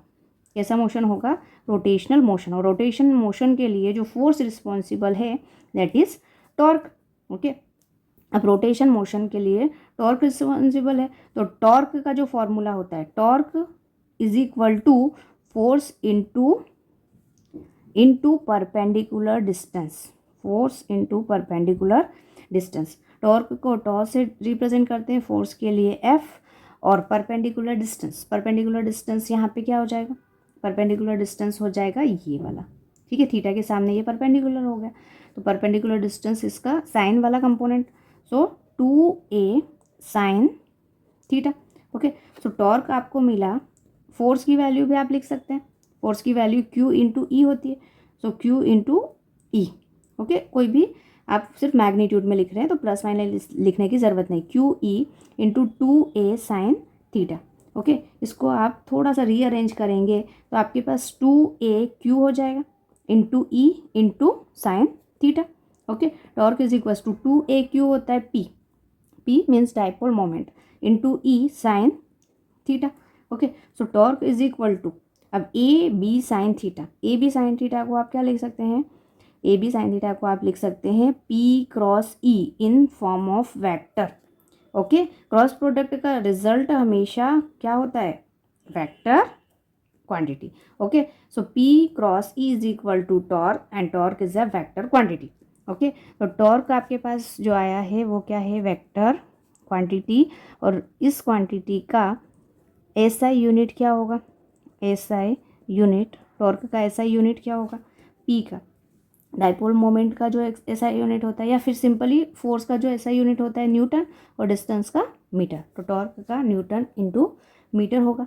ओके, डायमेंशन फार्मूले में भी आप फोर्स सिंपली जो वर्क का होगा वही डायमेंशन फार्मूला टॉर्क का होगा, तो डायमेंशन फार्मूले को भी लिख सकते हैं हम, डायमेंशनल फार्मूला क्या हो जाएगा, वर्क का mL²T-2। ओके, तो ये है टॉर्क के बारे में। अब टॉर्क के लिए डिफरेंट आप केसेस ले सकते हैं, ठीक है। फर्स्ट केस में अगर मैंने थीटा की वैल्यू 0 डिग्री रखी तो टॉर्क क्या होगा, टॉर्क के लिए PE साइन 0 हो जाएगा, P साइन 0 मतलब टॉर्क 0। ओके, इसका मतलब क्या है, P and E both are in the same direction, then there is no torque, मतलब जो बॉडी है वो रोटेट नहीं करेगी, टॉर्क क्या होगा, ज़ीरो होगा। टॉर्क इस केस में मिनिमम कंडीशन में होगा। केस सेकेंड में अगर आप देखें तो टॉर्क थीटा की वैल्यू मैंने 90 डिग्री, तो 90 डिग्री सपोज करने पे साइन 90 की वैल्यू 1 होती है, तो टॉर्क की वैल्यू मिलेगी आपको पी प्लस पी मतलब आपको मैक्सिमम वैल्यू मिलेगी, मैक्सिमम टॉर्क 90 डिग्री पे होगा। ओके, एंड थर्ड केस में आप क्या कंसीडर करेंगे, theta is equals to 180 degree, theta is equal to 180 degree choose करेंगे तभी भी टॉर्क की वैल्यू ज़ीरो होगी। यहाँ पर भी क्या होगा, टॉर्क ज़ीरो होगा, मतलब रोटेट नहीं करेगी। बट इस कंडीशन में 0 डिग्री पे बॉडी स्टेबल कंडीशन में होगी। स्टेबल मतलब अब जो डाइपोल है वो अपनी इलेक्ट्रिक फील्ड में आ गया है, ठीक है, तो अब वो स्टेबल हो गया। लेकिन अगर मैं 180 की बात करूँ तो 180 में अनस्टेबल कंडीशन होगी। अनस्टेबल मतलब डाइपोल की डायरेक्शन जो है वो इस तरफ है, मैग्नेटिक फील्ड की इलेक्ट्रिक फील्ड की डायरेक्शन इस तरफ है, दोनों की अपोजिट डायरेक्शन है। डाइपोल घूम के इधर आना चाहेगा अनस्टेबल कंडीशन, ठीक है, इधर आएगा तब सेम कंडीशन में इलेक्ट्रिक फील्ड के साथ में आएगा तब होगा वो stable. Okay, so this is unstable condition. Now electric field lines, now next topic is electric field lines. Electric field lines क्या होती है, तो इलेक्ट्रिक फील्ड लाइंस एक स्ट्रेट या फिर कर्व, ओके, एक स्ट्रेट या कर्व स्ट्रक्चर होता है जिसमें आप किसी भी चार्ज पे टेंजेंशियल या कहीं भी किसी भी पॉइंट पे टेंजेंशियल को ड्रॉ करोगे तो वहाँ चार्ज की डायरेक्शन शो होगी। ओके, सपोज आपने क्या किया, यहाँ पे आपने एक चार्ज को लिया, तो इस पॉइंट पे अगर मैं टेंजेंशियल डायरेक्शन या टेंजेंट ड्रॉ कर दूँ तो ये हमें डायरेक्शन देगा क्या, इलेक्ट्रिक फील्ड की डायरेक्शन देगा। इलेक्ट्रिक फील्ड लाइंस की जो प्रॉपर्टीज़ हैं वो भी काफ़ी सारी हैं। फर्स्ट इलेक्ट्रिक फील्ड लाइंस की प्रॉपर्टी ये है कि इलेक्ट्रिक फील्ड लाइंस पॉजिटिव से स्टार्ट होती है और नेगेटिव पे एंड होती है, ठीक है। मतलब ये क्या करती है, एक कर्व्ड कर्व बनाती है, पर क्लोज्ड कर्व नहीं बनाती। They do not form a closed curve, मतलब पॉजिटिव से स्टार्ट हुई, नेगेटिव पे एंड हुई। ओके, अब नेगेटिव से वापस पॉजिटिव पे नहीं आएगी, मतलब do not form a closed curve नहीं बनाती। थर्ड है, दो इलेक्ट्रिक फील्ड लाइंस एक दूसरे को इंटरसेक्ट नहीं कर सकती। Do not intersect each other, दोनों एक दूसरे को इंटरसेक्ट नहीं कर सकती। क्यों नहीं कर सकती, तो देखो अगर दो लाइंस हैं तो ये जो ए लाइन है और ये बी लाइन है, ए लाइन पे इस पॉइंट पे अगर मैं डायरेक्शन पी पॉइंट पे डायरेक्शन को फाइंड करूँ तो ऐसे डायरेक्शन होगी इलेक्ट्रिक फील्ड की, ठीक है, ए के लिए, और बी के लिए जो डायरेक्शन होगी वो इस तरह से होगी। तो एक ही पॉइंट पे दो डायरेक्शन पॉसिबल नहीं है, इसलिए इलेक्ट्रिक फील्ड लाइंस एक दूसरे को इंटरसेक्ट नहीं कर सकती। और फोर्थ पॉइंट पे कहीं पर भी आप टेंजेंट ड्रॉ करोगे तो जो टेंजेंट है वो आपको डायरेक्शन देगा किसकी, इलेक्ट्रिक फील्ड की डायरेक्शन देगा, ठीक है। और फिफ्थ पॉइंट है, जहाँ पर ज़्यादा इलेक्ट्रिक फील्ड लाइंस है, जहाँ पर डेंस इलेक्ट्रिक फील्ड लाइंस है, वहाँ पे इलेक्ट्रिक फील्ड का जो स्ट्रेंथ है वो हाई होगा, ठीक है। जहाँ पे रेयर है, बहुत कम इलेक्ट्रिक फील्ड लाइंस हैं, वहाँ पे जो इलेक्ट्रिक फील्ड होगा वो बहुत लो होगा, लो इलेक्ट्रिक फील्ड होगा। ओके, अब अगर मैं पॉजिटिव के लिए इलेक्ट्रिक फील्ड फाइंड करना चाहूँ तो पॉजिटिव के लिए अवे फ्रॉम द चार्ज होता है, मतलब इलेक्ट्रिक फील्ड लाइंस इस तरह से होगा। नेगेटिव के लिए टूवर्ड द चार्ज, मतलब एरोज इस तरह से रिप्रेजेंट होंगे। ओके, और पॉजिटिव और नेगेटिव दोनों लेंगे तो पॉजिटिव से निकलेगी, नेगेटिव पे एंड होगी। इस तरह से आप इलेक्ट्रिक फील्ड लाइंस की डायरेक्शंस ड्रॉ कर सकते हैं, ठीक है। पॉजिटिव से निकली हैं और नेगेटिव पे इंटर हुई है, ठीक है। और पॉजिटिव सेम चार्जेस लेंगे तो इस तरह से दूर जाएंगे। पॉजिटिव से स्टार्ट हुई है, मतलब इस तरह से ये रिपेल करेंगे एक दूसरे को, है ना, रिपल्शन की तरह ये कर्व आपको मिलेगा। ओके, और अगर आपको यूनिफॉर्म इलेक्ट्रिक फील्ड इस तरह से कोई चार्ज है और इस तरह से इलेक्ट्रिक फील्ड फाइंड करना चाहेंगे तो ये पैरेलली हो जाएगी. Okay, so these are the different configuration of electric field lines. I hope it is clear for you. Now next topic is electric flux. Next topic is electric flux. बस थोड़ा सा ही अब टॉपिक बाकी है इसमें. Electric flux का मतलब total number of electric field lines passing through normally. Okay, it is मतलब सिंपली अगर आपके पास ये इस तरह से कोई एरिया है, ठीक है, इस पर्टिकुलर रीजन का एरिया वेक्टर में इस तरह से कंसिडर कर रही हूँ एरिया. ओके, और इलेक्ट्रिक फील्ड भी हमने इस तरह से इसके लिए कंसिडर की है. इलेक्ट्रिक फील्ड और एरिया वेक्टर दोनों का सेम है. Okay, electric field and area vector. Actually electric flux को हम किससे रिप्रेजेंट करते हैं? फाई से.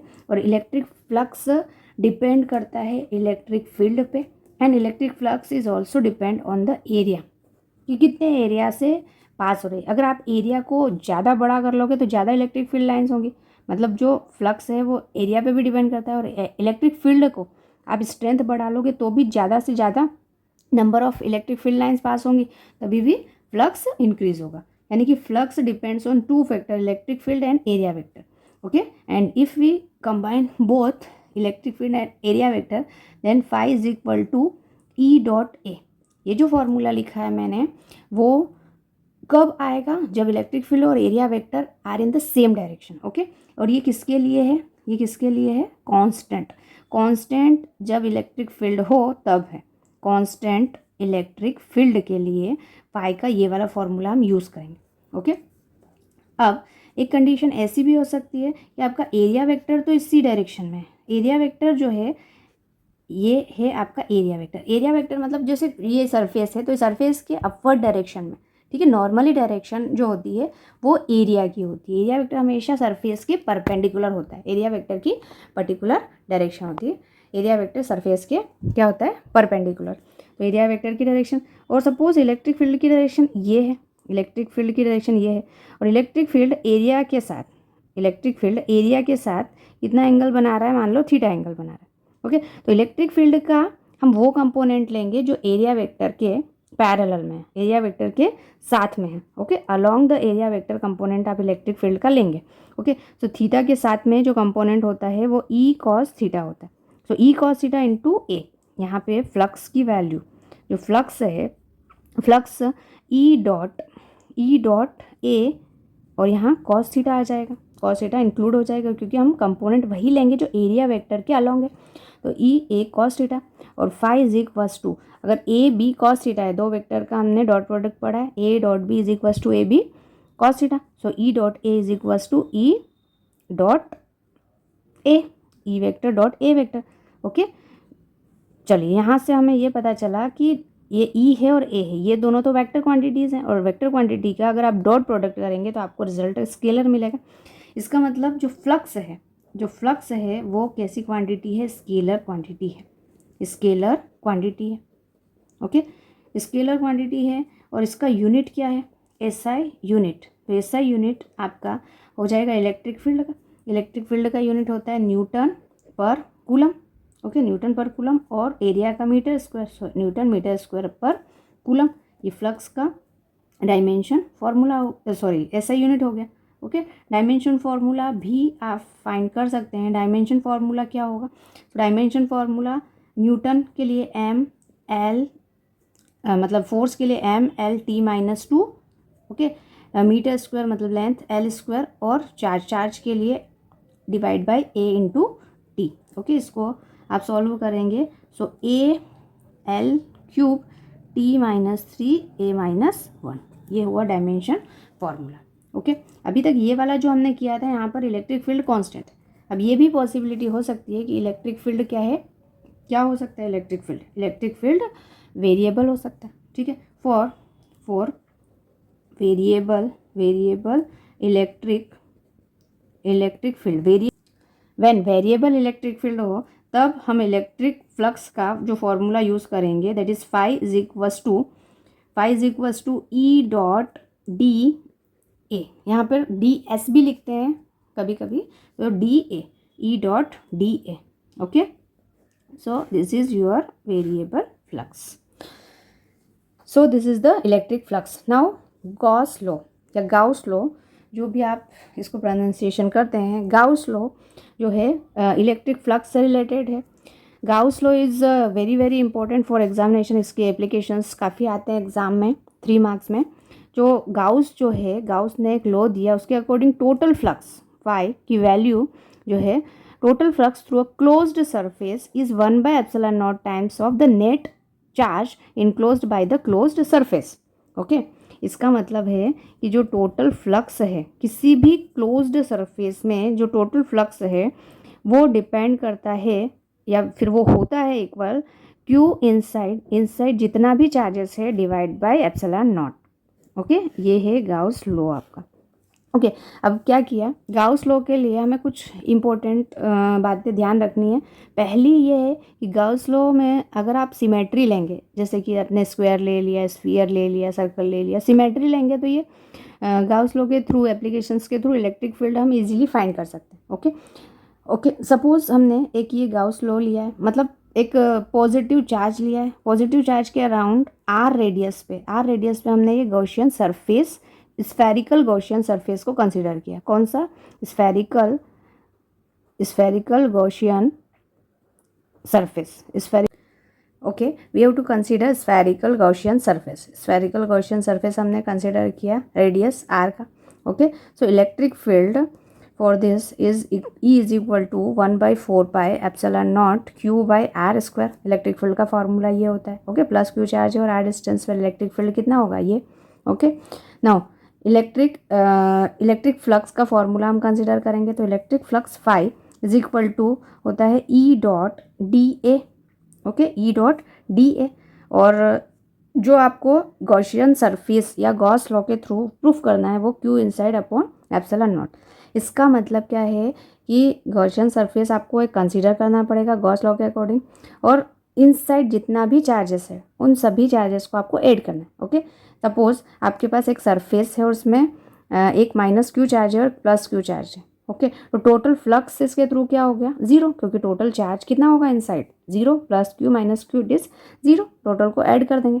ओके, अब हमें प्रूफ करना है. So phi is equal to होता है E.dA. अब देखिए, अगर मैं इस सरफेस में एक पर्टिकुलर इस एलिमेंट को कंसिडर करूं तो इसका जो एरिया वेक्टर है दैट इज ds, और electric field is always radially outward. अगर हम स्फेरिकल सरफेस के थ्रू बात करें तो हर एक पॉइंट पे इलेक्ट्रिक फील्ड क्या होगा? आउटवर्ड. तो यहाँ पर भी इलेक्ट्रिक फील्ड इस पर्टिकुलर एलिमेंट के थ्रू आउटवर्ड होगा. Okay, so electric field and surface area both are in the same direction में है. इसका मतलब आप थीटा की वैल्यू को E.dA cos थीटा और थीटा की वैल्यू को क्या लेंगे? 0. थीटा 0 लेंगे, सो E.dA cos 0 is 1. Okay, so E.A आया. E is constant, electric field सभी जगह कांस्टेंट होगा, तो कांस्टेंट टर्म को आप बाहर निकाल लो इंटीग्रेशन के. Then del DA. ओके, मैंने यहाँ पर ये इस तरह से राउंड क्यों लगाया है? क्योंकि क्लोज्ड सरफेस होना चाहिए. ये गाउस लॉ में भी आपने क्लोज्ड सरफेस, तो क्लोज्ड सरफेस के लिए जो साइन हम यूज़ करते हैं दैट इज़ इस तरह से राउंड लगाना है आपको इंटीग्रेशन साइन में. Okay, DA. E की वैल्यू आपने अभी फाइंड की है 1/4πε0 Q/r². ओके, और DA मतलब सरफेस एरिया. इस जो स्फेरिकल पार्ट है, स्फेरिकल सरफेस है, इसका जो सरफेस एरिया होता है दैट इज़ 4πr². ओके, सो 4π से 4π कैंसिल, r² से r² cancel, so we have flux is equal to Q/ε0. Okay, and Q is nothing but inside charge. तो total flux is equal to Q/ε0. ये proof हो गया. Okay, so this is the Gauss law. Now next applications of Gauss law. हम applications of Gauss law देखेंगे. आपके syllabus में 3 applications हैं. First is electric field due to infinitely long charge wire, infinitely plane sheet and spherical shell. Okay, 1 by 1 हम देखते हैं. हमने क्या किया, एक वायर लिया. ओके, इनफाइनाइट लॉन्ग है. ओके, लेंथ इनफाइनाइट है और उस पर चार्ज है पॉजिटिव. नेगेटिव भी चार्ज रह सकते हैं आप, हमने पॉजिटिव लिया. पॉजिटिव चार्ज है तो यहाँ पर इलेक्ट्रिक फील्ड की direction away from the charge होगा इलेक्ट्रिक फील्ड, और इधर भी आप देखेंगे तो इलेक्ट्रिक फील्ड का डायरेक्शन कैसा होगा? इस तरह से होगा. ओके, अब इस वायर के थ्रू, ये पॉजिटिवली चार्ज जो इनफाइनाइट वायर है, इस वायर के थ्रू अगर आप गॉस सरफेस चूज़ करेंगे, क्योंकि गॉस सरफेस आप इसका इलेक्ट्रिक फील्ड फाइंड करने के लिए गॉस लॉ यूज़ करेंगे, गाउस लॉ यूज़ करेंगे। और गाउस लॉ के अकॉर्डिंग आपको एक सरफेस, एक क्लोज्ड सरफेस चूज़ करना होगा। अगर एक पर्टिकुलर इनफाइनाइटली लॉन्ग वायर है तो उसके थ्रू आप जो गाउशियन सरफेस चूज़ करेंगे that is the cylindrical. Okay, cylindrical Gaussian surface choose करेंगे। कौन सा?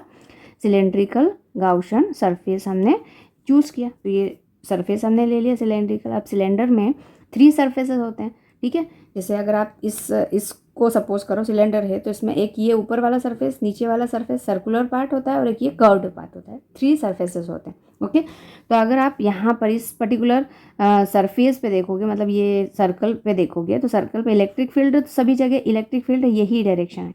लेकिन अगर मैं ऊपर से कंसिडर करूँ तो एरिया वेक्टर इधर यहाँ पे हो गया, इसका एरिया वेक्टर। ओके, और इस नीचे वाली सरफेस का एरिया वेक्टर यहाँ नीचे हो गया, डाउनवर्ड। ओके, इलेक्ट्रिक फील्ड सभी का इस तरह से। और ये जो सिलेंडर है इसका रेडियस कितना है? r, और लेंथ कितना है? l। रेडियस इज r जो है वो सभी में सेम है। अगर मैं इस पॉइंट पे इन दोनों के बीच में डिस्टेंस की बात करूँ तो भी r है, सभी डिस्टेंसेस सेम है and that is r। Okay, so आप जो भी 3 सरफेस है सिलेंडर की वो कंसिडर कर ले। तो सबसे पहले हमने ये वाला सरफेस फर्स्ट, सेकेंड और थर्ड, कर्व सरफेस को हमने थर्ड कंसिडर किया। तो फर्स्ट और सेकंड सरफेस के थ्रू फ्लक्स, थर्ड सरफेस के थ्रू फ्लक्स, और टोटल फ्लक्स हम फाइंड कर लेंगे। टोटल फ्लक्स फाइंड करके टोटल को आप ऐड कर देंगे।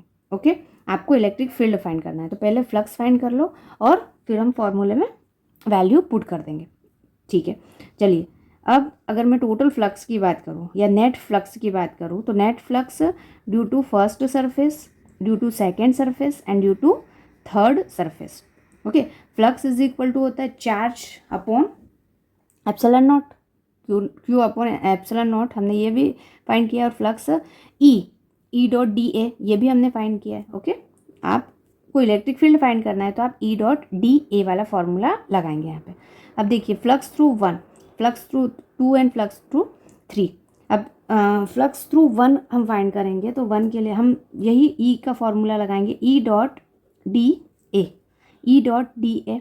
ओके, हम ये वाला पर्टिकुलर जो एरिया लेंगे वो ए, ई डॉट ए भी लिख सकते हो, डी ए भी लिख सकते हो, दोनों चीज़ें, ई डॉट डी ए और ई डॉट डी ए यहाँ पर भी, and then same E dot D A.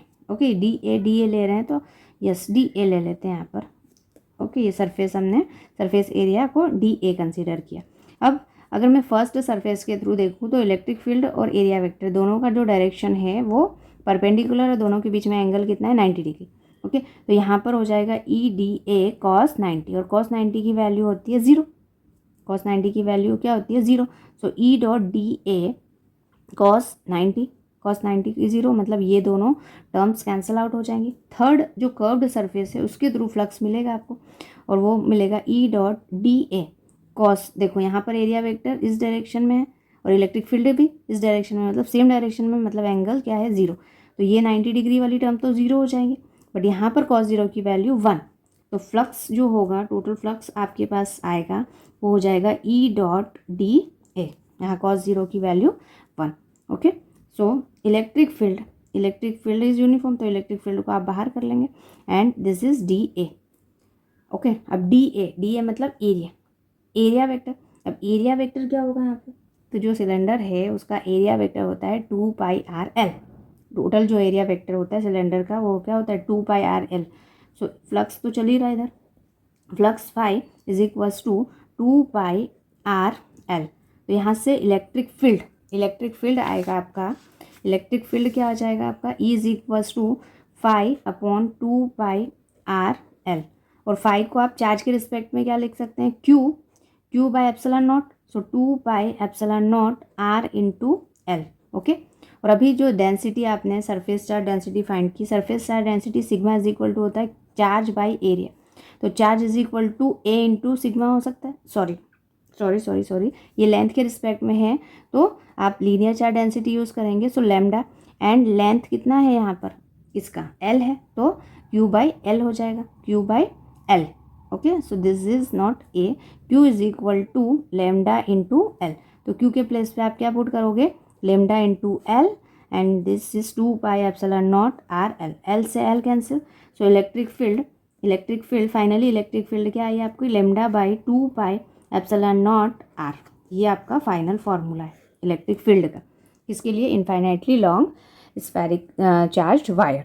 Okay, I hope it is clear. Now infinitely plane sheet, infinite plane sheet के थ्रू आपको इलेक्ट्रिक फील्ड फाइंड करना है। ओके, इनफाइनाइट प्लेन शीट आपने ये लिया है, ये शीट बहुत पतला है, मतलब इसका एक ही लेयर हम कंसिडर करेंगे। ओके, अब इसमें भी जो हम गॉसियन सरफेस कंसिडर करेंगे वो इसी पार्ट में जो चार्जेस हैं वो ये हैं, ठीक है। अब जो गॉसियन हम सरफेस यूज़ कर रहे हैं that is cylindrical surface. Cylindrical surface अगर मैं इस पर्टिकुलर पॉइंट पे देखूँ तो एरिया वेक्टर और इलेक्ट्रिक फील्ड की डायरेक्शन, दोनों की डायरेक्शन सेम है।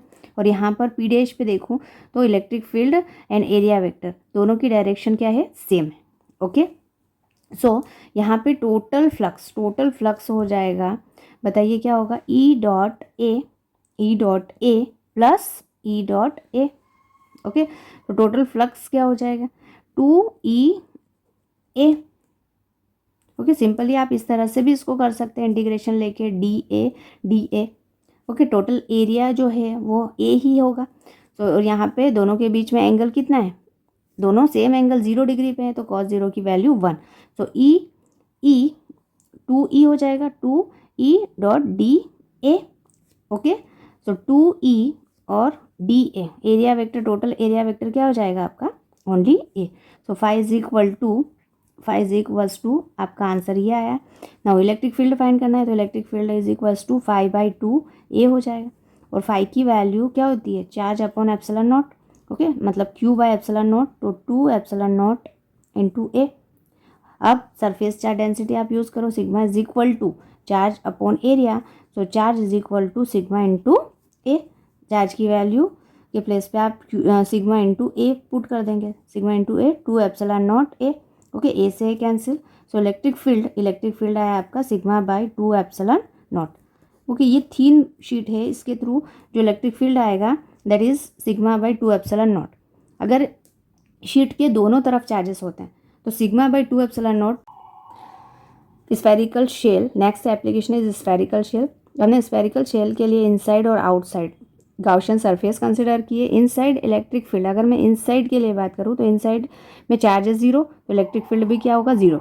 एंड आउटसाइड के लिए फॉर्मूला इलेक्ट्रिक फील्ड का होता है E is equal to 1/4 pi epsilon naught Q by R square. Okay, अगर मैं बाहर किसी पॉइंट को कंसिडर करूँ तो बाहर के लिए ये तो पॉइंट साइज है, तो पॉइंट साइज या पॉइंट चार्ज के लिए जो इलेक्ट्रिक फील्ड होता है वही होगा आउटसाइड पॉइंट के लिए भी, ठीक है। अगर पीक पॉइंट के लिए करें तो इलेक्ट्रिक फील्ड होगा 1/4 pi epsilon naught Q by R square. Okay, surface के लिए सिर्फ ये R के प्लेस पे कैपिटल R हो जाएगा। ओके, अगर हम E और R के बीच में ग्राफ प्लॉट करेंगे तो इनसाइड तो इलेक्ट्रिक फील्ड 0 है, तो 0 हो जाएगा, और कैपिटल R पे मैक्सिमम होगा और फिर डिक्रीज होगा धीरे धीरे, तो इस तरह से आपको ग्राफ मिलेगा। Okay, I hope it is clear.